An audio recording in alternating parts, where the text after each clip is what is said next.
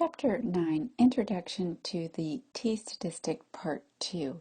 In the previous video, we reviewed the process of engaging in a hypothesis test using a z-statistic. We learned that the flaw or downside of conducting a z-test is that it requires population parameters such as the mean and the standard deviation of the population.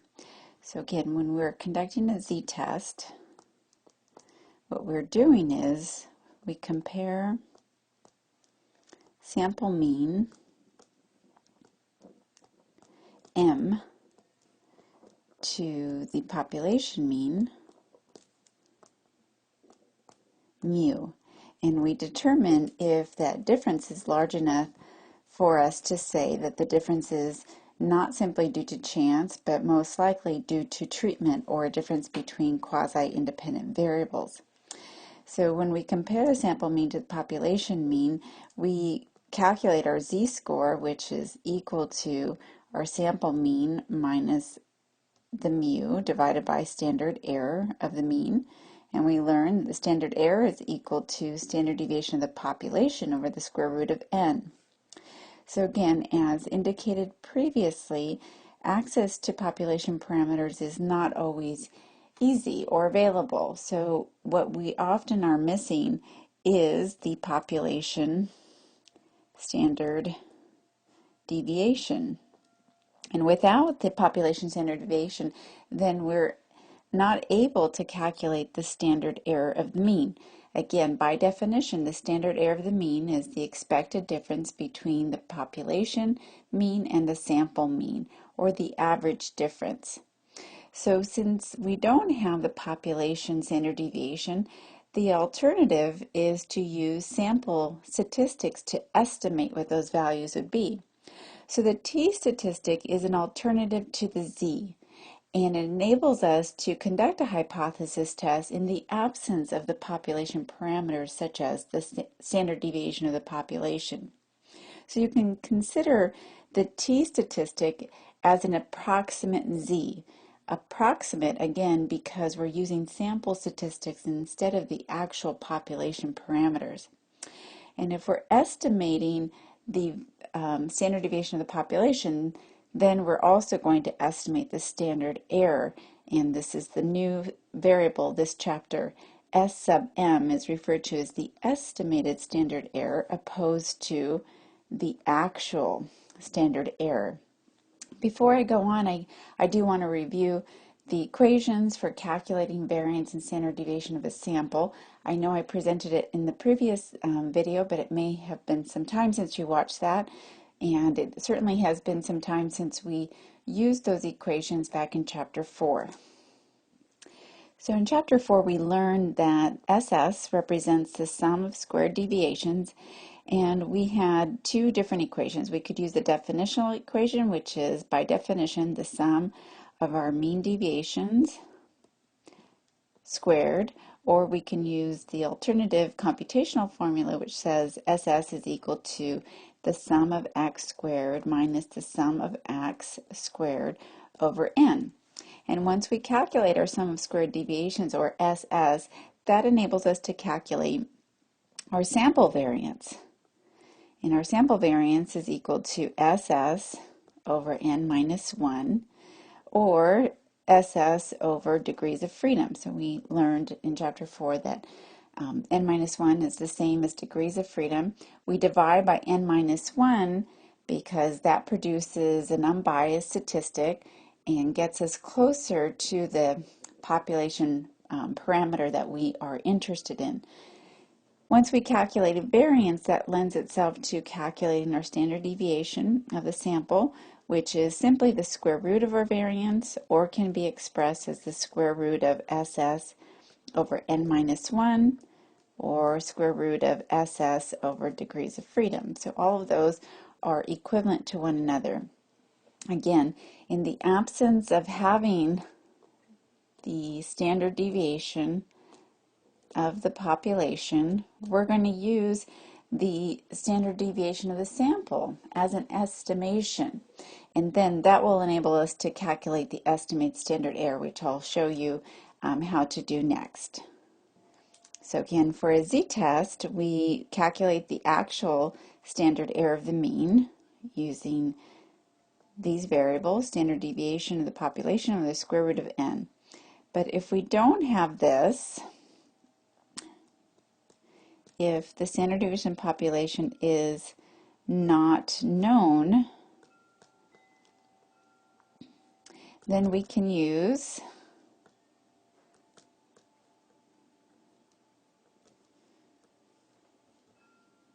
the standard deviation of a sample. So our new equation is the estimated standard error of the mean is equal to the standard deviation of the sample over the square root of n. So notice the similarities. We're producing a value that estimates the average difference between a sample mean and the population mean.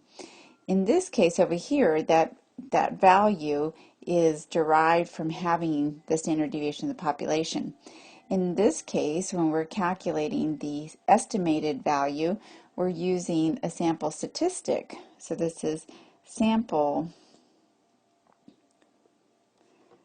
standard deviation. And we're still dividing by the square root of n. So again, the t-statistic is an alternative to the z when the population standard deviation is unknown. And we're just going to estimate what that value is using sample statistics. Think of, if we think this through, if we don't have population parameters, if we take a sample from a population, for example, let's say we don't know the average age of all Southwestern College students. I can take a sample of 100 randomly selected students from campus and average their age and use that as an approximation of what the actual population parameter is equal to, not only in terms of the mean, but also in terms of the variability that exists in the population. So in the absence of the actual population parameters, we aren't limited in conducting the hypothesis. We're just going to use hypothesis test, we're just going to use estimated values as substitutes for the actual values that we are missing from the population. So as I just indicated, we're going to use the sample variance to estimate the population variance. Now, when we calculated standard error, we didn't use variance. We actually used the standard deviation of the population. But that is the same as saying the variance over n and taking the entire square root of that value. So these two equations are equivalent to one another, which is why now you see the shift to variance of the sample to estimate the variance of the population.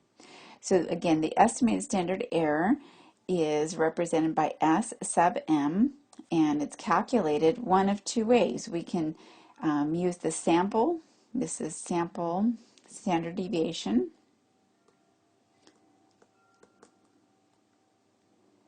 And divide that by the square root of n, or we can use the sample variance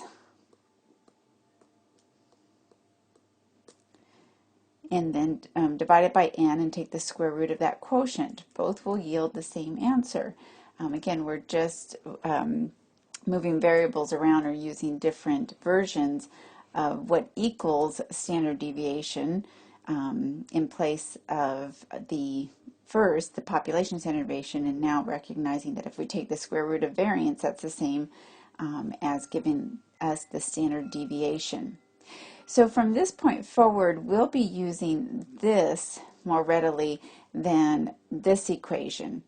And the reason for that is, as I just illustrated, the steps in calculating SS leads us to variance and then to standard deviation.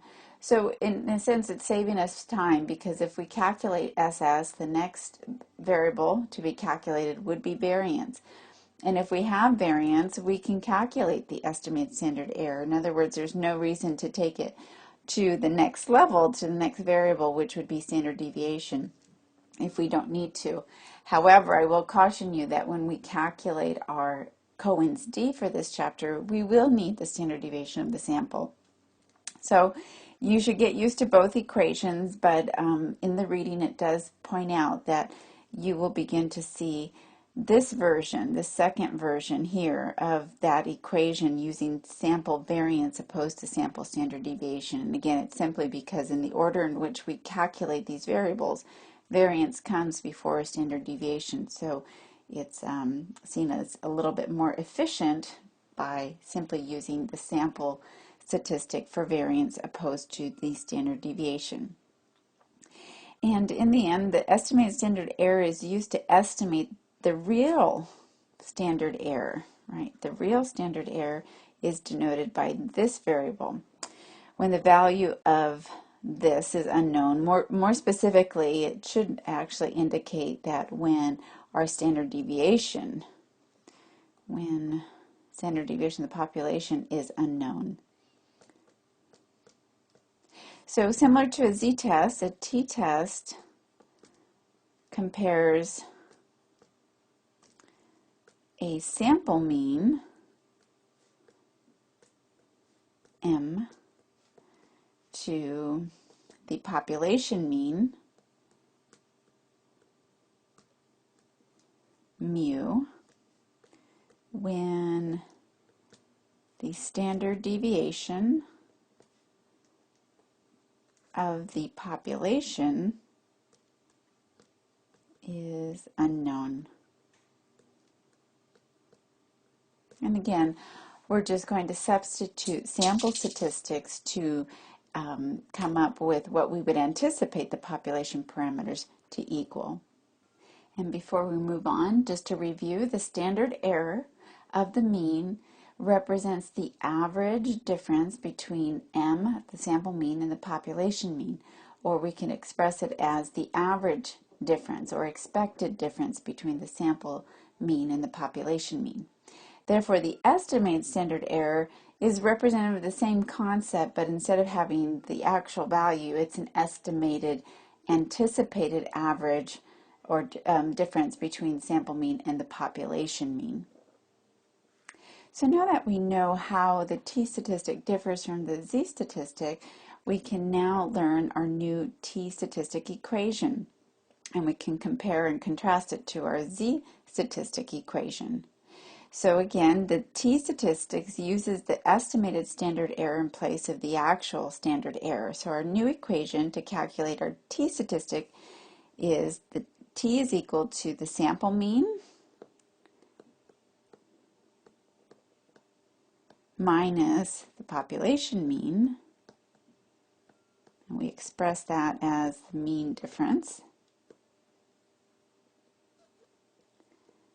over the estimated standard error of the mean. And again, estimated because we used our sample statistics opposed to our population parameter to generate this expected difference between the sample mean and population mean. The t-statistic is used to test hypotheses about an unknown population mean when the value of standard deviation is unknown. So now we've learned why we would opt to conduct a t-test. In this case, Chapter 9 is often referred to as a single sample t-test. So we've learned why we would opt to compare, to utilize a t-statistic or conduct a t-test opposed to a z-test. Again, the difference is you ask yourself the basic question, do I have the population standard deviation value available? If the answer is no, then we would generate a t-statistic opposed to a z-statistic to test our hypothesis. Now, when we calculated a z-statistic, we then used our unit normal table to determine the probability of that value occurring, and we utilized our critical region values based on alpha and whether we were conducting a one-tailed or two-tailed test, and we drew our conclusions. So the next way that the t-test differs from z-test is in the table that it's utilized. So we will not be using the unit normal table to conduct a t-test.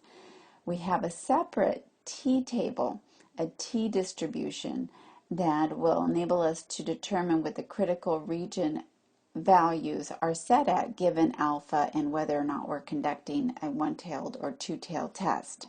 So we're going to talk about how to determine what those critical region values are equal to, and we'll discuss that in the context of degrees of freedom.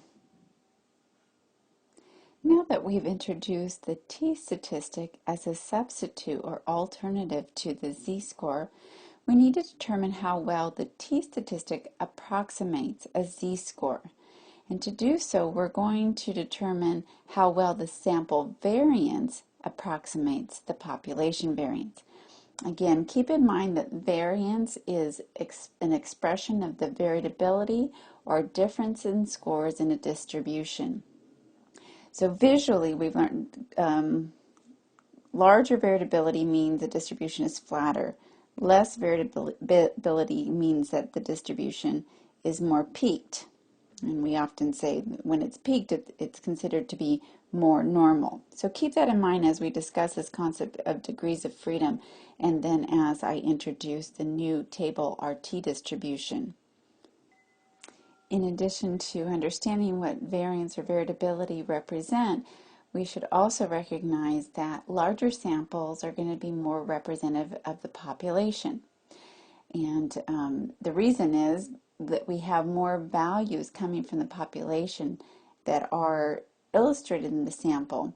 So in other words, if we take Southwestern College student, the whole population, and I only survey 5 students, the likely in terms of their age, and then I calculate their average age. If I'm only working with 5 data points, the likelihood of that average age of those 5 students being close to the actual population average age, that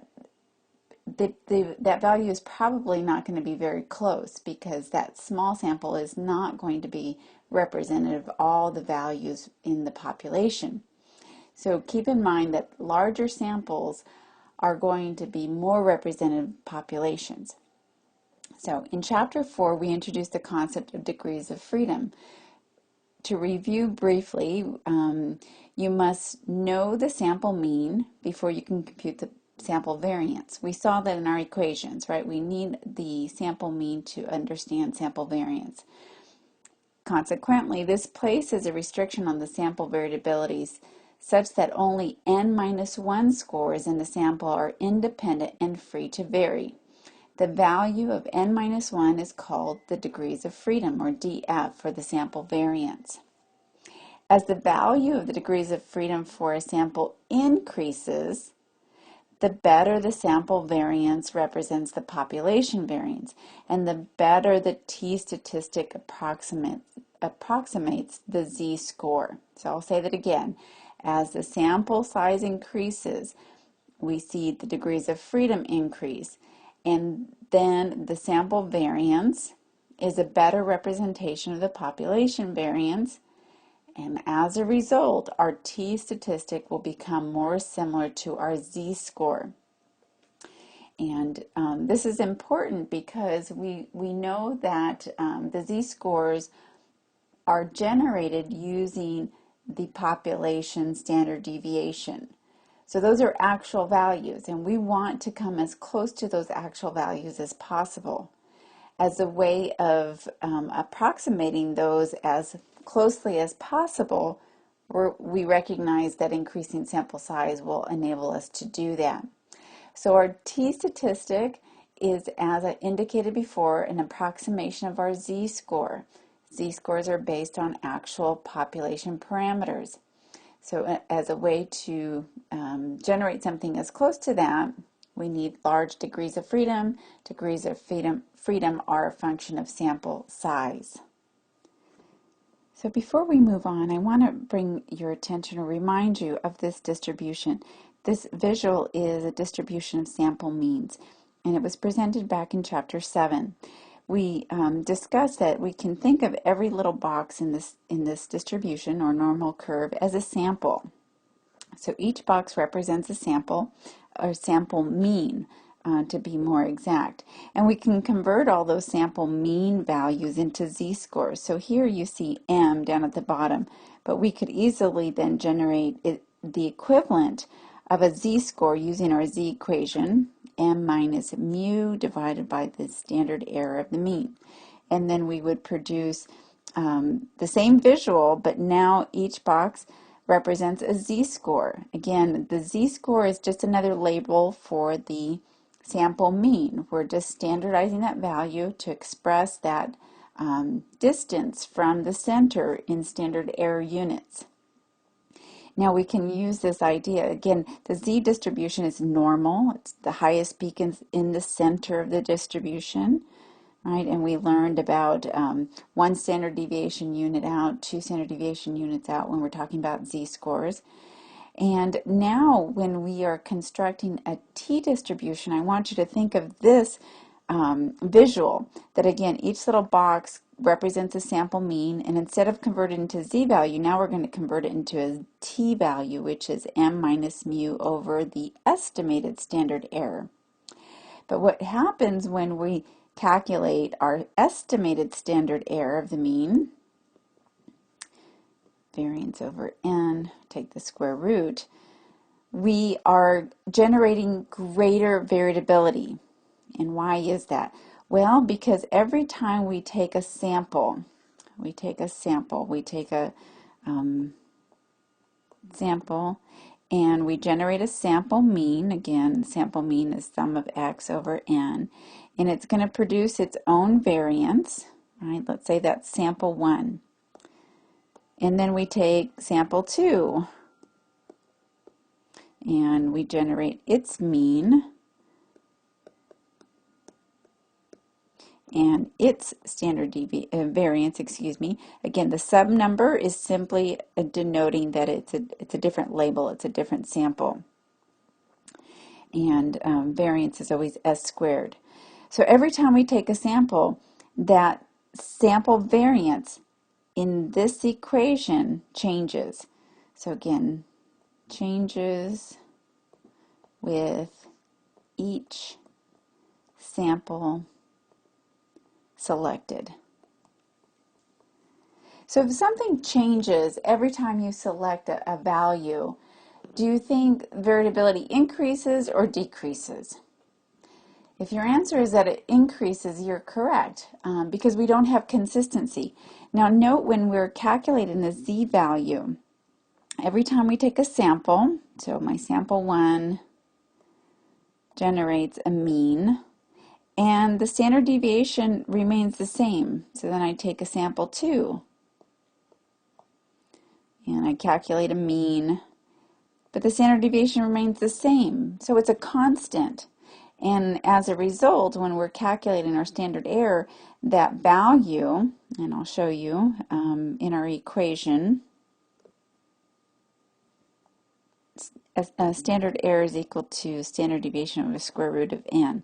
So every time I take a sample, this is a constant. If something's a constant, then do you think the variability increases or remains the same? If you indicated that it remains the same, you're correct, because it doesn't change. If something doesn't change, then we're talking about consistency, less variability. But if a variable is changing with each sample that you select, then you would anticipate greater variability. So I'm going to rewrite this again so that hopefully it makes sense, and then bring our attention to the difference, another visual difference between the z-score and t-scores, and the difference in the distributions that are created as a result. All right, so I've rewritten this. On the left side I have the z-equation and the standard error of the mean equation, and I've pointed out that the numerator of the standard error of the mean equation is a constant. It does not change with each sample selected. Consequently, this then becomes a constant each time you calculate a z-score to generate the z-distribution. To contrast that, the t-equation is as follows. T is equal to the sample mean minus the population mean divided by the estimated standard error of the mean. The estimated standard error of the mean is equal to the square root of our sample variance divided by n.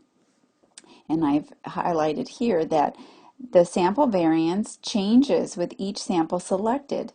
Each sample has its own distinct variability.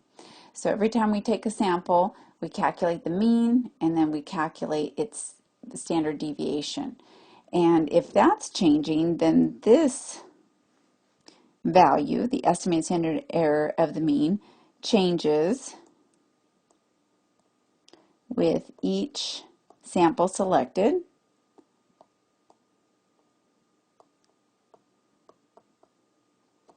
And consequently, the variability of the creation of the distribution of t-values becomes more diverse, more varied, more spread out. And visually, when we're talking about variability, again, as I indicated just a moment ago, lower variability means the distribution is more peaked. Variability meaning those sample means are more closely tied or connected or resemble the center of the distribution. When we're talking about a t-distribution, it's going to be slightly more varied and flatter because the variability has increased simply due to the fact that every time we take a sample, we're going to use the sample variance as an estimation of the population variance, and each sample has its own distinct variability, and so that value is continuously changing. And when we compute our t-values, the denominator of that equation is also continuously changing. If something is changing, then that denotes greater variation or variability. So figure 9.1 shows us the normal distribution, which is also referred to as the z-distribution. And it's very normal. You know, the majority of the values are centered around the center, a center z-score of 0. And then we show here that when the degrees of freedom is equal to 20, again, degrees of freedom is a function of sample size, n minus 1. So in this case, n, we're talking about a sample size of 21. In this case, we're saying that the sample size is equal to 6. So the degrees of freedom given the sample size of 21 is equal to 20. Notice what happens. The peak kind of shrinks down and the values are pushed out a little bit more. It's this second distribution line here. So it becomes more varied. Also, if we decrease sample size even further and we have a degree of freedom equal to 5, which means we have a sample of size of 6, notice that it, again, squishes down a little bit. It's like a balloon, right? You squish it down and the sides kind of pop out more, meaning that we have more values, right, out in this area here. They kind of bloated out, right? Whenever you put pressure on something, it needs to go somewhere, so it's going to expand outward, right? If it's higher at the top, you squish the top down, it gets fatter on the sides. If you squish it together, the peak, the center, gets higher. So here we see the difference between a normal z-distribution and a t-distribution, and we see that the t-distribution fluctuates and is contingent upon the sample size. Larger samples are going to generate a distribution that's more similar to a z-distribution. Smaller sample sizes are going to be flatter, less peaked, right, and less similar to the z-distribution. And our goal is to get something as approximately as close to the z values as possible, because we know that the magical elements of the unit normal table. But again, we recognize that the reason the t-distribution is more varied is because every sample has its own distinct variance statistic, and we're using that statistic to generate a t-value every time we select a sample. So there isn't that same constant that we saw when we were computing a z-score. So now I just want to go over some more of the characteristics. I've probably already mentioned them, but here's a slide that now you can take notes from in addition to listening to what I'm saying about this new distribution. So the t-distribution, it's a family of distributions, one for each value of degrees of freedom. So again, that t-value is generated every time we take a sample, and this comes from the variance of that sample, and that's ever changing. It approximates the shape of the normal distribution. Again, at the beginning of this video, we said that we can consider the t-statistic as an approximate z-value, not exact, and it's not exact because of this fact that every time we take a sample, it has its own distinct variability denoted by variance and standard deviation. So it approximates this shape because it is flatter, as I just illustrated in a previous slide. It's flatter than the normal distribution. Again, the normal distribution you think of as the z-distribution. It's more spread out than the normal distribution. Again, thinking back to what happens, you push a balloon down, it spreads out into the sides. More variability means that it's flatter in the tails, and that's a characteristic of the t-distribution. And we use a new table, the t-distribution, in place of the unit normal table to conduct our hypothesis test. So now I'm going to show you what that new t-distribution looks like and how to use it. As we learned when conducting a z-test, we needed to set a critical region, a z-value that determined the probability of a sample mean occurring if the null is true.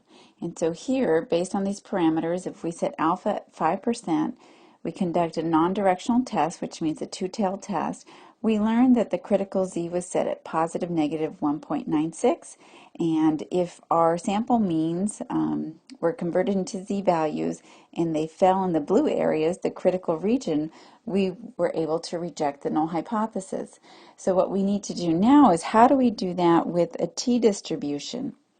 So the t-distribution, again, is contingent upon each sample and the size of that sample. So degrees of freedom will help us generate what those critical t-values are. So instead of a critical z-value that sets those boundaries, now we need to identify what the critical t-value is that sets the boundaries based on our alpha and whether or not we're conducting a direction or non-directional hypothesis.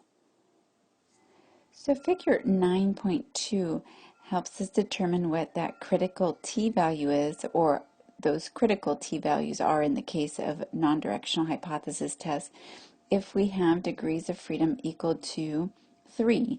Now, if degrees of freedom are equal to 3, what does sample size equal? Again, degrees of freedom is equal to n minus 1. So if degrees of freedom is equal to 3, then we would say that to n minus 1, to determine what n is equal to, we would understand that n is equal to 4, right? So we have a sample size of 4, therefore degrees of freedom is equal to 3, and now we have to figure out what is the critical t-value that sets the boundaries that will enable us to reject the null hypothesis. So again, we're going to implement a 5% alpha, two-tailed test, and those critical t's have already been identified here for you in this graph, but we're going to discuss how we came up with those values. So first of all, if alpha is equal to 5%, so the alpha I indicated in this example is equal to 0.05, and that is not correct. I meant to put 0.1, and as I was going through the steps, something was not clicking with me, and so again, as we see in the tails here in this diagram, it's 5% in each tail. That means alpha is 0.1 or 10%, which is not an alpha that we usually work with, but this is just one example of how to find that critical t-value or critical t-values if we have a two-tailed test or non-directional test. So if we are indicating that there's 5% each tail, that means again that there's 10%, right? Split amongst those two tails, meaning there's 90% of values in the center of the distribution. So again, I apologize for that mistake. I hope I didn't confuse you, but in this case, alpha is set at 0.1 or 10%. We're conducting a two-tailed test. We want to identify what the critical t-values are. And so here's the visual. Here are the critical t-values already identified down here at the bottom, and now I'm going to show you how we came up with those values using our t-distribution. So this is our t-distribution, and so it looks slightly different than our z-distribution. It all fits on one page here. And a couple things to point out. The first tier here is for one-tailed test, and the second tier is for two-tailed test. So given what the parameters are, you'll use either the top tier or the second tier. Then over here are the degrees of freedom, and that's how we enter the table. And we're using an example where degrees of freedom is equal to 3. So we're going to identify that value here. And now we did indicate that we're conducting a two-tailed test, and alpha was equal to 0.10 or 10%. So that's the proportion we're going to look for in that second tier. So we find it here, 0.10. Now, we don't need to split that.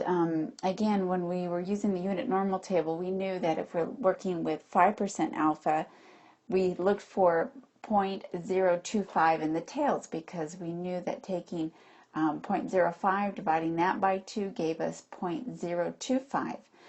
Here we don't have to do that. It's already been done for us. It's already built into the table.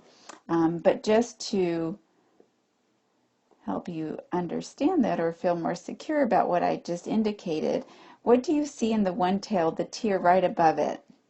It's 5%, right, or 0.05 proportion. So that should help you better understand that if one tail is 0.05, then the combination or of the two would equal 0.05 plus 0.05, which is a proportion of 0.1 or 10% when we take 5% and add 5%. So again, what we're seeing here is 5% here in this tail and 5% in this tail, which means there's a combined 10% amongst both tails. So 10% is the equivalent of a proportion of 0.10. So again, it's important to recognize and identify if you're conducting a directional hypothesis, one-tailed, or non-directional, two-tailed test, so that you enter the table according to those parameters. So again, our objective here is to find that critical t-value. So we enter using degrees of freedom equal to 3, and then we're going to use this value of 0.1 in the second tier, which represents a non-directional test. And we move downward to see where those intersect, and we see that the critical t is equal to positive and negative 2.353.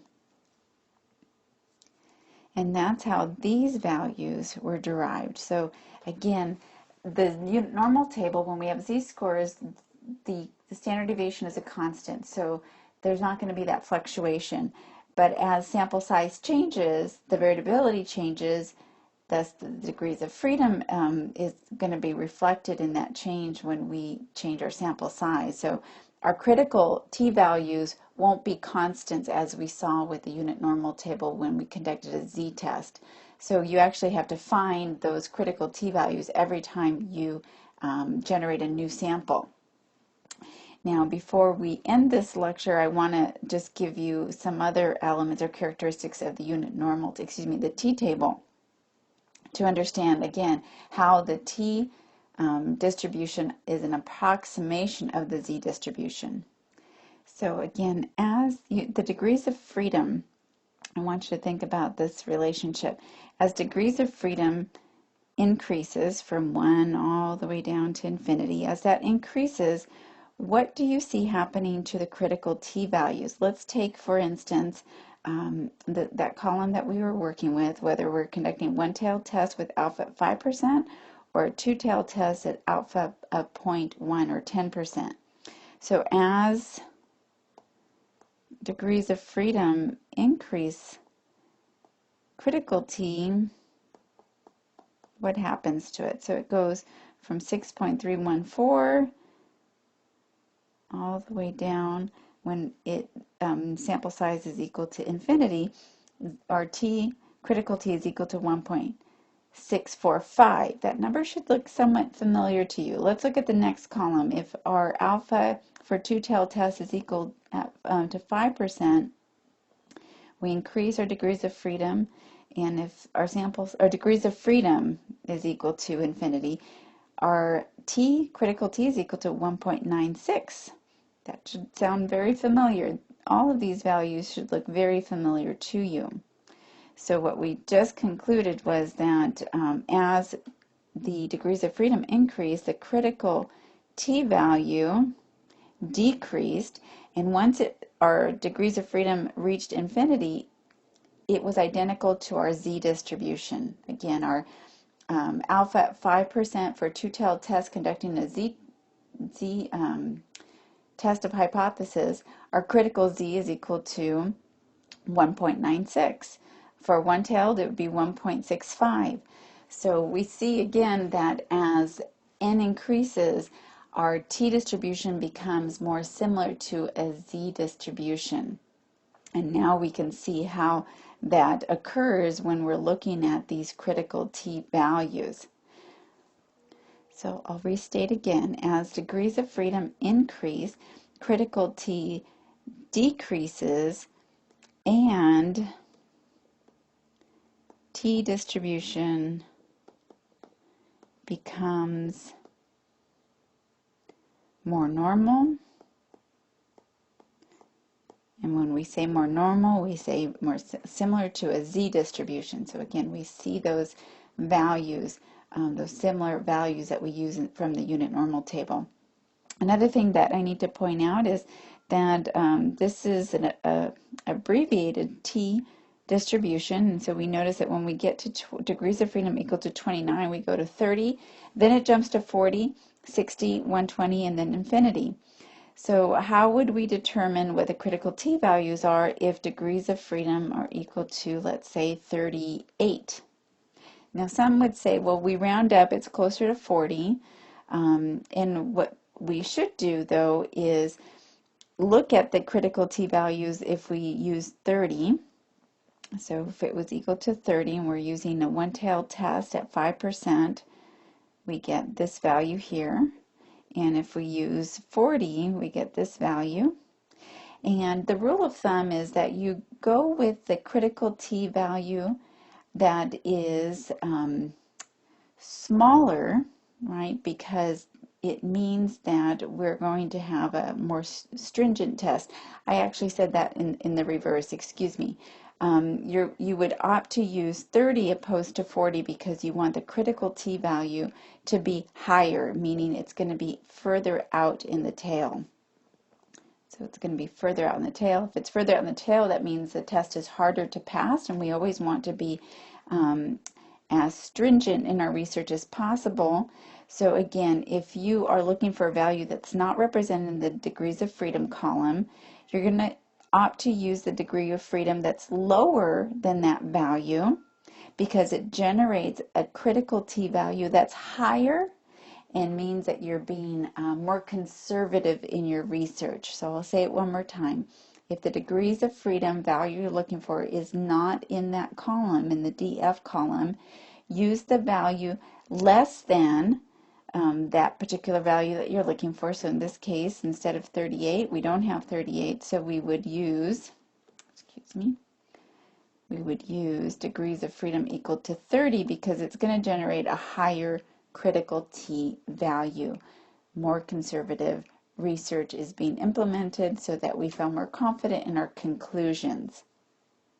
So that concludes part 2 of the lecture for chapter 9. And we will continue with utilizing this T distribution. So we'll practice the process of finding our critical T values given the parameters set by alpha and whether or not we're conducting a one-tailed or two-tailed test.